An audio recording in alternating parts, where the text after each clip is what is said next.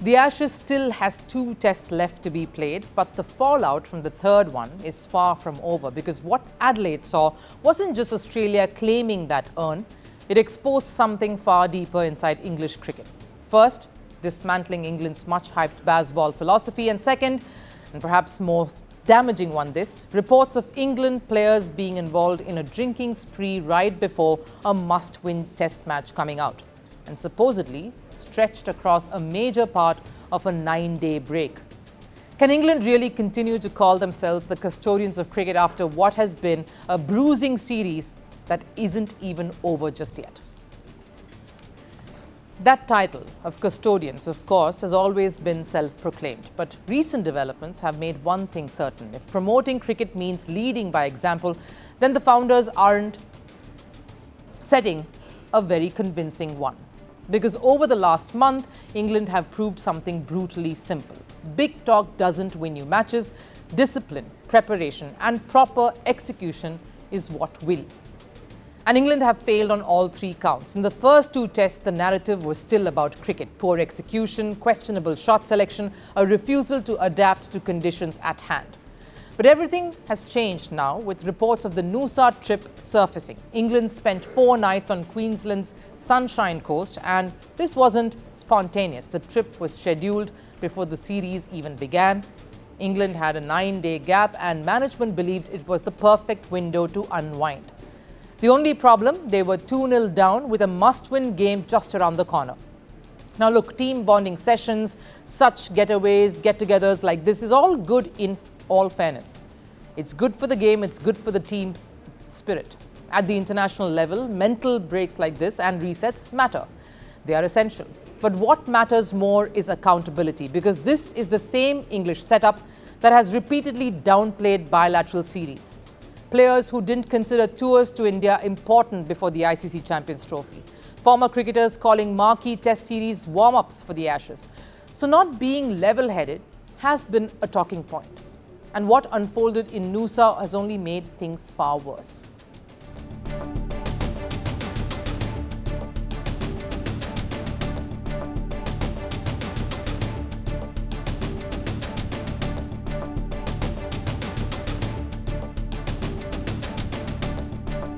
Not exactly the image you expect from an international cricketer in the middle of a series that England is losing, and badly.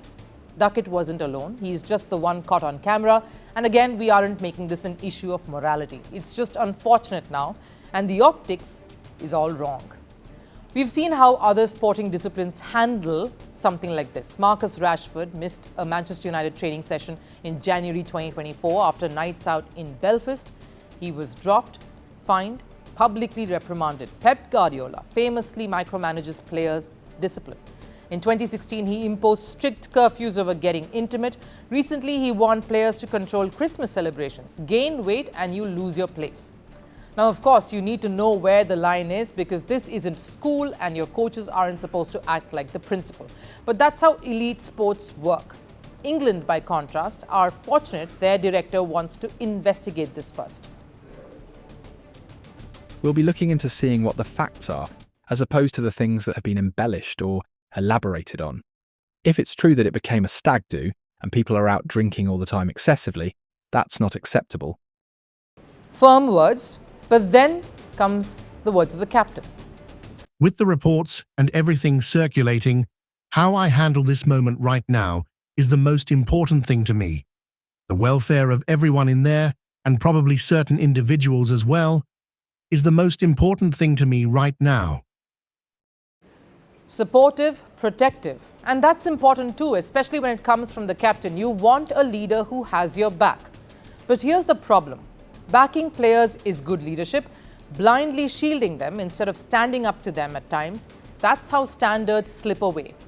Because what I've heard is that morale inside the England camp during the series has not been the best. Losses don't help, yes, but the dressing room is particularly not feeling it, despite the brave faces from Stokes and McCullum. And that's what happens when lines are crossed. Management defends, players double down, lessons go unlearned. England's bravado hasn't produced results. Not in Australia, not in ICC tournaments. This isn't about punishing players every time they lose. Losing is part of sport. But ownership, That should be non-negotiable until England's players accept responsibility, not just for performances, but for lack of professionalism. This cycle will be endless. Big statements before matches, big night outs before test matches, and crucial ones at that, and massive hangovers when reality hits. Right now, England aren't battling Australia, they're battling the consequences of their own culture.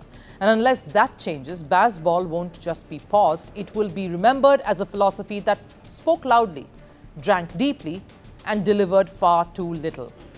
Because in elite sport, the hangover always comes. And England seems to be living through a very long one right now. Want the facts? The latest developments? News that gets straight to the point. Well, we've got all three just for you. This is Firstpost Live, a brand new show, your window into what really matters. Don't miss it.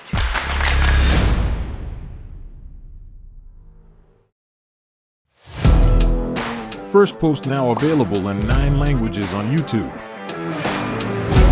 English, Stands at $36 trillion. French, Le FMI, comme German, Geschäftsführenden Direktor, Hindi, $30 trillion ka-charge mo.